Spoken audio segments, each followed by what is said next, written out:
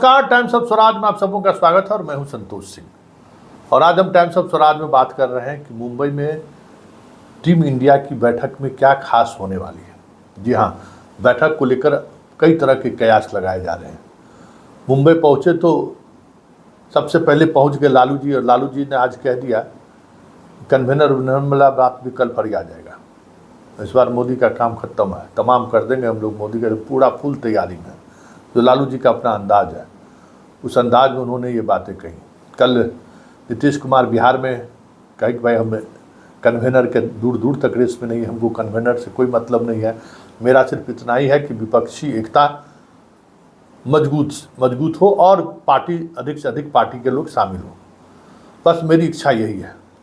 और लालू यादव चलते चलते जो बात पटना में कह दिए सब सुने ही हैं कि ललिटिया तोड़ेंगे। तो इस तरीके की बयानबाजी भी आ रही है। वैसे आज शरद पवार से भी लालू यादव की मुलाकात होने वाली है। आज उन्होंने सुबह सुबह अपना ट्रीटमेंट वगैरह कर लिया है।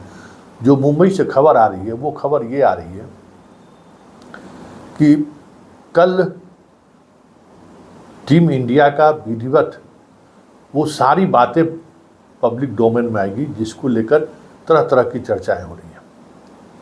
खबर यह है कि एक नेशनल कन्वेनर होंगे और अलग अलग जोन के एक अलग कन्वेनर होंगे। नेशनल जो कन्वेनर होंगे उनका मुख्यालय दिल्ली होगा, और जो अलग अलग जोन के जो कन्वेनर होगा उनका मुख्यालय वो जहाँ के वो मुख्यमंत्री है या जहाँ के वो पार्टी नेता हैं वो उनके कन्वेनर होंगे। खबर ये आ रही है कि नॉर्थ इंडिया जो है, खास करके 3 राज्य बिहार, झारखंड और यूपी, इसके कन्वेनर नीतीश कुमार बनाए जा रहे हैं। खबर ये आ रही है। और नॉर्थ ईस्ट मतलब पश्चिम बंगाल, उड़ीसा, असम और जो बाकी नॉर्थ ईस्ट के स्टेट हैं, इसके कन्वेनर ममता बनर्जी होंगे। साउथ के कन्वेनर स्टालिन होंगे, जिसमें चारों राज्य कर्नाटक, तेलंगाना, आंध्र प्रदेश और तमिलनाडु, इन चारों राज्यों की जिम्मेवारी स्टालिन की तरफ की होगी और वो वहाँ के कन्वेनर होंगे। और राष्ट्रीय फलक पर खड़गे साहब कन्वेनर होंगे। इस तरह की खबरें मुंबई से आ रही हैं। और ये जो भी बनाए जा रहे हैं, कन्वेनर बनाए जा रहे हैं, उन कन्वेनर की जिम्मेवारी होगी सीट टू सीट, 1 to 1 मुद्दों पर बात होना, वहाँ कौन चुनाव लड़ेंगे,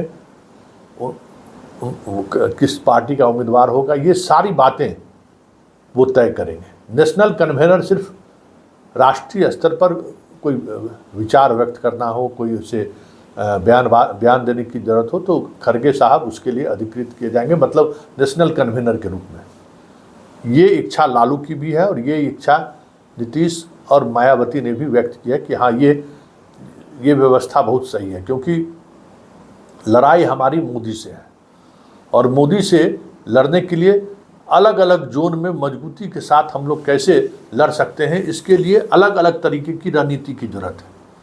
और ये रणनीति दिल्ली में बैठकर नहीं बनाई जा सकती है। ये रणनीति स्टेट हेडक्वार्टर में ही बैठ के बनाई जा सकती है। और जब मिलना हो, जब बातचीत करना हो, तो 1 घंटे के अंदर में हम सभी लोग एक दूसरे से संवाद भी कर सकते हैं, एक दूसरे से बातचीत भी हो सकती है। और स्वाभाविक तौर पर नीतीश की जिम्मेवारी सबसे बड़ी जिम्मेवारी होगी, क्योंकि यूपी, बिहार और झारखंड मतलब 80 सीट वहाँ और आपको 54 सीट यहाँ। ये बीजेपी का सबसे प्रभाव वाला इलाका है। मतलब यूपी तो आप जानते ही हैं, बिहार में भी कमज़ोर बीजेपी नहीं है, झारखंड में भी मजबूत है। और एक जो महाराष्ट्र सेंट्रल जो भारत है, और सेंट्रल भारत और उसके इतर कहिए, उसके लिए महाराष्ट्र में शरद पवार और उद्धव ठाकरे के बीच में उद्धव ठाकरे के नाम पर सहमति बन गई है। मतलब एक जोन के प्रभारी होंगे स्टालिन जो साउथ के 4 राज्य देखेंगे। एक होंगे महाराष्ट्र के, जिसके उद्धव ठाकरे नेतृत्व करेंगे, कन्वेनर वो होंगे।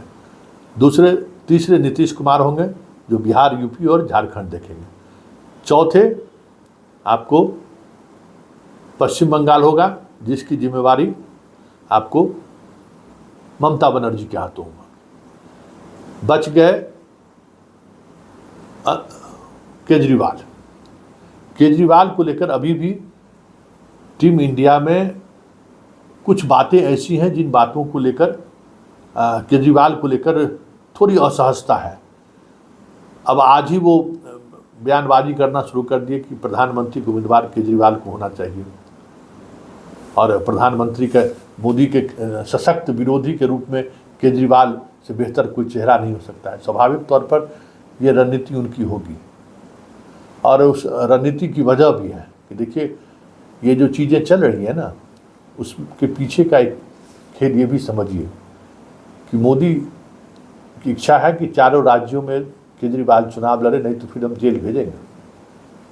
और ये समझौता कई बार चर्चा में हुई है कि केजरीवाल मोदी से यही डील कर रहे हैं, और मोदी भी यही डील चाहता है कि लोकसभा तो बात की बात है, पहले तुम चारों राज्यों में कांग्रेस को ठिकाना लगाओ, नहीं तुमको जेल भेजेंगे जो है। और आरोप में तो दम है, और स्वाभाविक तौर पर इतने राज्यों में चुनाव लड़ रहे हैं तो गलत तरीके से पैसे का अर्जन तो होता ही होता है, उसमें तो कोई दो मत है ही नहीं। तो ये बहुत सारी चीज़ें हैं, उन चीज़ों पर भी बहस चल रही है। लेकिन फिलहाल जो खबर आ रही है कि खबर यही आ रही है कि एक नेशनल कन्वेनर और 4 अलग अलग जोन के प्रभारी होंगे। नेशनल कन्वेनर जहां कांग्रेस है और कुछ क्षेत्रीय दल, जैसे मध्य प्रदेश में बसपा या आप, जो 2 क्षेत्रीय दल बसते हैं, उनसे कांग्रेस खुद बातचीत करेगी। उनके माध्यम से कांग्रेस खुद बात करेगी कि कांग्रेस और आप पार्टी में मेन यही दो पार्टी हैं, इसको लेकर क्या होगा। बसपा, समाजवादी पार्टी, जयंत चौधरी, और हरियाणा में भी जो देवीलाल के परिवार के लोग हैं, ये सारे लोग लालू और नीतीश जी के नेतृत्व में जो एक अलग तरीके से संयोजक बनने की जो बात हुई है, वो सारे लोग उस पर फोकस करेंगे। और ये तय होने के पीछे वजह ये मानी जा रही है कि सेंट्रलाइज चीज़ें चलें, और ये जो बैठक का सिलसिला है, वो बैठक का सिलसिला चुनाव की तिथि की घोषणा होने तक हर महीने में आयोजित हो, इस पर भी बातचीत चल रही है कि बैठक, क्योंकि बैठक से एक टेम्पो बना रहता है, और बैठक का असर विपक्ष मान रही है कि बैठक का ही असर है कि पहली बैठक में हम लोग 15 लोग जुटे थे, दूसरी बैठक में हम लोग 26 लोग जुटे, तीसरी बैठक में भी हम लोग और लोग जुटने वाले हैं, और आगे बैठक में चुनाव आते आते बहुत सारी चीज़ें आपको बदलती हुई दिखेंगी, क्योंकि साथ बैठना जरूरी है। और साथ बैठने का ही संदेश है कि बेंगलुरु आते आते एनडीए की भी बैठक होनी शुरू हो गई, और विपक्ष की बैठक से 1 दिन पहले, 2 दिन पहले विपक्ष कह रहा है कि मेरे ही दबाव की वजह से सिलेंडर की कीमत 200 रुपये कम कर दिया है। आने वाले समय में पेट्रोल का भी 10-20 रुपया कम हो जाए तो कोई बड़ी बात नहीं होगी। महंगाई को लेकर जो हम लोग आवाज़ उठा रहे हैं, आप देखिएगा कि महंगाई को लेकर सरकार किसी भी हद तक जाने को तैयार है कि कुछ न कुछ बीच का रास्ता निकाले, कुछ सब्सिडी दे दें, कुछ पैसा कहीं से दे दें, उससे महंगाई को हम कंट्रोल कर लें। बात बेरोजगारी की है, आप देखिएगा कि बड़े स्तर पर जल्द ही वैकेंसी निकालने की बात विपक्ष कर रहा है कि देख लीजिएगा, हम लोगों का चौथी बैठक हुई तो पता चला कि 1 लाख लड़कों की वैकेंसी केंद्र सरकार ने निकाल दिया है।